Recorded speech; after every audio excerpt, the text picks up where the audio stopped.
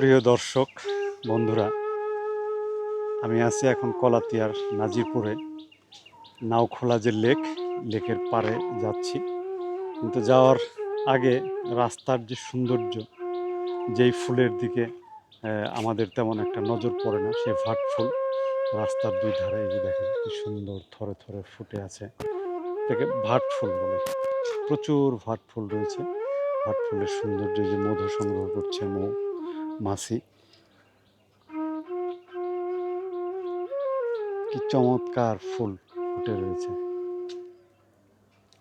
বসন্তের প্রাককালে মনের মধ্যে এই ফুলের প্রতি মানুষের খুব একটা মানে দরদ দেখি না, বা মানুষ খুব একটা নজর দেয় না।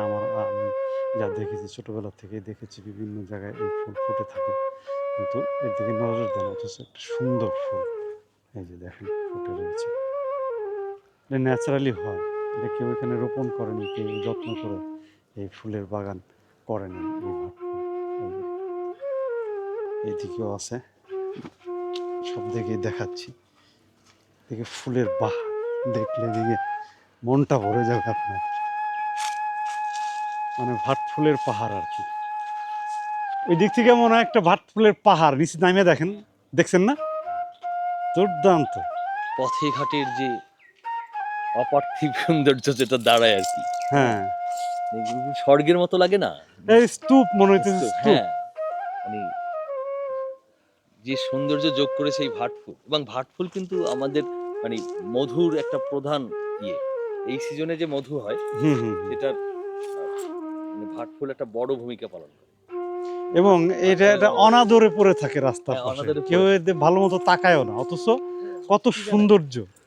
এইগুলো প্রকৃতি জানে, প্রকৃতি জেনেই সে এমন করে ফোটে। হ্যাঁ, প্রকৃতি জানে বিষয়টা, হ্যাঁ, যে আমার যে সৌন্দর্য, সেই পথে ঘাটে মাঠে, হ্যাঁ, এই জায়গাটাই আমার। আচ্ছা, কিন্তু জনগণ তাকে ভালোবাসে। ভাটফুল আমাদের কবিতায় আছে না, জীবনানন্দের কবিতায় বা বিভিন্ন কবিতায় আছে ভাটফুলের কথা। হ্যাঁ, ভাটফুল আমাদের সাহিত্যে কিন্তু জায়গা করে নিছে। আবার ছোটবেলা মনে আছে, আমি আমার মানে স্কুল থেকে ফেরার পথে এবং স্কুলে যাওয়ার পথে আমার দেরি হয়ে যেত ভাটফুলের সৌন্দর্যের কারণে। কারণ তখন তো আরো গ্রাম তো, এবং সেই গ্রাম তো বুনো গ্রাম একদম। হ্যাঁ, দুপাশে ভাটফুল, এত সাদা আর এত মৌমাছি তখন। এখন তো মৌমাছি নেই, মৌমাছি তো মানে বিলুপ্তির পথে। মৌমাছি কিন্তু ওই পরিমাণ দেখা যাচ্ছে না, ফুলটায় কিন্তু প্রচুর মধু আছে। এই যে ইসের কারণে, ওয়েবের কারণে, হ্যাঁ, নেটওয়ার্কের কারণে ওরা তো চলতে বিপর্যস্ত তাদের জীবন। হ্যাঁ, সৌন্দর্য এমন যে এটা শিশু বয়সের পরে না, আমরা ধীরে ধীরে অন্যান্য ফুল মুখ সেগুলো যারা সাজিয়ে টাজিয়ে রাখে, ওই কারণে ভাটফুলের সৌন্দর্যের কথা ভুলে যায়। কিন্তু যখনই স্মৃতিরোমন্থন হয়, তখন শৈশবে সব ফুল মুছে গিয়ে কেবল ভাটফুলই থাকে। কারণ কি, আমাদের অর্থাৎ কৈশোর, শিশুর পরে যে কৈশোর শুরু হয়, আমাদের কৈশোরের ফুল কিন্তু এই ভাটফুল। আমরা যে বনে বাজারে ঘুরে বেড়ানো লোক, সেখানে আমাদের সার্বক্ষণিক ফুল হচ্ছে ভাটফুল। প্রথম পরিচয় ভাটফুলের সাথে, যার ফলে ভাটফুল আমাদের মাথা থেকে কখনো যাবে না। ওর সৌন্দর্য আমাদের মানে অন্তরে গাঁথা আছে। কি অপূর্ব, ক্লোজ করে নেন না।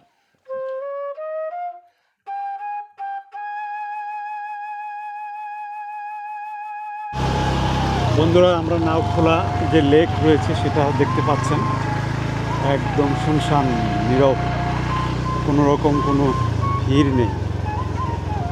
এটা একসময় কিন্তু নদী ছিল ভাই, জানেন? এটা একটা বুড়িগঙ্গা নদী। এই নদীটা প্রাকৃতিক কারণে বহু বছর পূর্বে, কারণে না, এটা আমার সামনে বাদ দেওয়া হয়েছে। ও আচ্ছা, এটা মানুষে এটা আটকাই দিছে তাহলে? আমি তো ভাবছিলাম যে প্রাকৃতিক কারণে বুঝি এই নদীটা সরে গেছে। যে বললাম, জনগণ দখল করেছে নদীটাকে। আচ্ছা, বাদ দিয়ে পুরো এটা নদী সরাই ফেলছে এখান থেকে। হ্যাঁ, এই নদীতেই ভাওয়ালের রাজা এই নদী ধরেই এই কেরানীগঞ্জের ট্যাক্সের অফিস ছিল তো এখানে, ওই যে এখানে আছে এখনো তো বাজারে, তো ওইখানে আসছে এই নদী ধরে। এবং এই নদীতে আমি যখন ছবি আঁকতে আসছি, তখন এই রাস্তাটা হচ্ছিল, এই রাস্তা নয়, সামনের যে বড় রাস্তা, সেই রাস্তাটা তখন হচ্ছিল মাটি দিয়ে নদীটাকে আটকাই দেওয়া হচ্ছিল। বুঝেছেন? সেই দৃশ্যটা আমি দেখছি। তার মানে লেক বানানো হয়েছে, সবই মারছে, এটারে আবার তারা ব্যবসার জন্য রেখেছে। এটার সঙ্গে মানে আছে পাওয়ারের যোগাযোগ আছে, আচ্ছা। পুরুষতান্ত্রিক সমাজ ব্যবস্থা। যারা নিজের দেশকে মানে আপনি বোঝেন, আমাদের তো ভারত দেশ ছিল, তখনও আমাদের ভিতরে দেশপ্রেম ছিল না। হ্যাঁ, হুম যদিও এক শ্রেণীর লোক ভারত স্বাধীনতার জন্য ব্যাপক সংগ্রাম করছে, বুকের রক্ত ঢেলেছে, হ্যাঁ, আমাদের পূর্বপুরুষরা, হুম তাদের প্রতি গভীর শ্রদ্ধা। কিন্তু সেই জাতি কিন্তু আবার এসে 47-এ দেশ ভাগ করলো ধর্মভিত্তিক কারণ, তাই না? হুম তো দেখেন, এবং সেটাও কিন্তু টিকলো না, তার সেই স্বপ্ন ধূলিসাৎ হয়ে গেল। হুম হ্যাঁ, সেটা আবার 71 সালে সেই রক্ত দিয়ে দেশ স্বাধীন করলো, আবার ভাগ করতে হইলো আমাদের। আবার ভাগ করতে হলো। ঠিক আছে? তো সেটা খুবই অনিবার্য ছিল, তার কারণ পাকিস্তান আমার রক্তের বিষয় না, কিন্তু তাদের সাথে আমাদের কোনো কিছুতেই যায় না। আমরা যখন একটা বড় দেশ ছিলাম তখন পাকিস্তান আমাদের বৈচিত্র্যের অংশ, আমরা তার গান উপভোগ করতাম, তার কালচারকে উপভোগ করতাম, কিন্তু একই কালচারের লোক তো আমরা না। না না, প্রশ্নই নেই। একই দেশ করে দেওয়া হয়েছে, তারা শোষণ শাসন আমাদের উপরে চালিয়েছে, আমরা বাধ্য হয়েছি আলাদা হয়ে যেতে। সেই জাতির কাছ থেকে কি করে আশা করা যায় যে এরা নদী মাঠ দখল করবে না, হ্যাঁ, হুম খাল ভরাট করবে না? একটা নদীকে লেক বানায় ফেলছে, দেখছেন কি একটা। পুরোটা দখল করার পরে এইটুকু লেক বানাচ্ছে, তাই না? হুম পুরো মাইরেই ফেলছে। হ্যাঁ, নদীর ধারাই চেঞ্জ হয়ে বন্ধই করে দিছে, পুরো বন্ধ হয়ে গেছে। মৃত একদম হাতে তৈরি, হ্যাঁ হাতে ধরে গলা টিপে হত্যা করা হয়েছে, এবং গলা টিপে হত্যা করে নদীর সর্বোচ্চ এখন বিল্ডিং টিল্ডিং উঠে গেছে, এইটুকু রাখছে নিজেদের মাছ চাষের জন্য, সেটাও এখন বিক্রি করতেছে। প্রিয় জনগণ, দেখেন কার্যকলাপ, আমাদের নিজেদেরই কার্যকলাপ। আমরা এই জনপদেরই সন্তান, এই নদীরই সন্তান, এই নদীর পাড়েই আমাদের জন্ম, এই সভ্যতা গড়ে উঠেছে, অথচ সেই নদীকে একদম ধরে ধরে মৃত্যু ঘটায়া তারপরে তাকে আমরা দখল করেছি, এখন সেটাকে ভোগ করছি নিজেদের ইচ্ছা মতো। আরো 40 বছর আগে যদি এই নদীর প্রপার ড্রেজিং হইতো, খবরদারি হইতো, তাহলে নদীটা কিন্তু ঠিকই বহাল তবিয়াতে বাইচে থাকে। হ্যাঁ, দীর্ঘ সময় ধরে এটাকে মারা হয়েছে। ন্যাচারালভাবে খুব সুন্দর জায়গা এটা। এখন এই যে আমাদের এই রাস্তার ডান দিকের যে চকটা, এটা একটা শস্য ভাণ্ডার কিন্তু, অথচ আপনি যাই দেখেন প্রত্যেকটা প্লটের মধ্যেই সাইনবোর্ড লাগানো এবং বিক্রয় হইবে, অর্থাৎ এই যে ফসলের ভূমিটা যে বেহাত হয়ে গেল, একবারের জন্য কি এদের ভিতরে ভাবান্তর আসে না যে এই না না, ও তো বাজার থেকে চাল কিনে খাচ্ছে। কালকে আমরা বাজারে ঘুরলাম চালের জন্য, স্থানীয় কৃষকদের কাছে জিজ্ঞেস করলাম, সে বলতেছে চাল কিনে খাচ্ছে। অর্থাৎ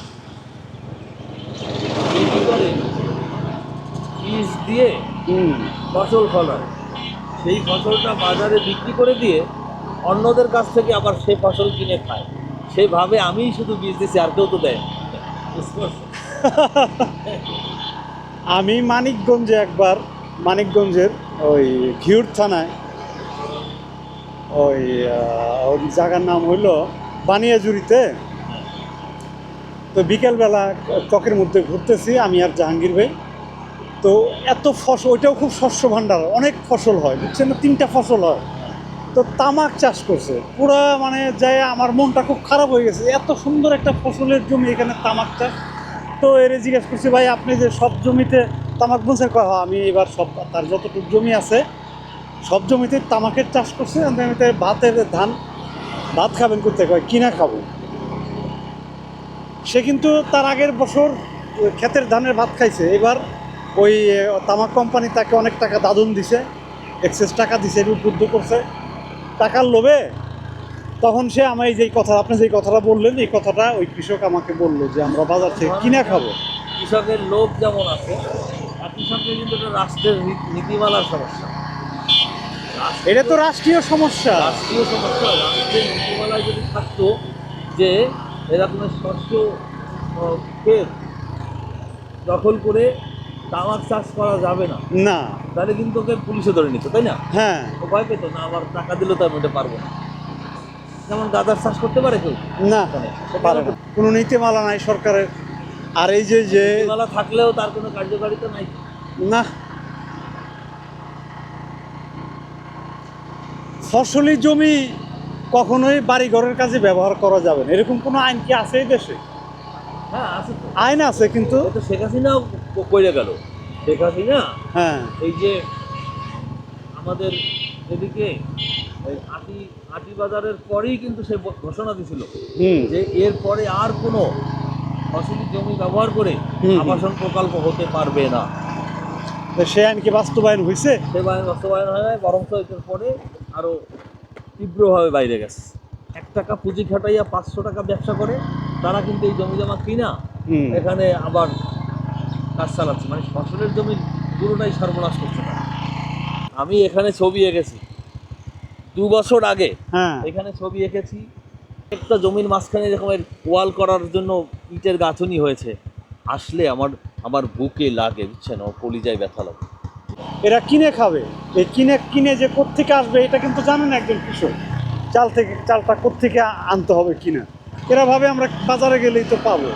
আরে ভাই, এটা তো এই দেশে আর উৎপন্ন হচ্ছে না, পরনির্ভরশীল মুখাপেক্ষী হয়ে গেল পুরো একটা জনপদ। সমস্ত চাষযোগ্য জমি বেহাত হয়ে গেছে। তো আগামী যে প্রজন্ম, অনাগত যে প্রজন্ম এই ভূখণ্ডে জন্ম নিবে, এই জনপদে যারা আসবে, তাদের জন্য আমরা কি রেখে গেলাম?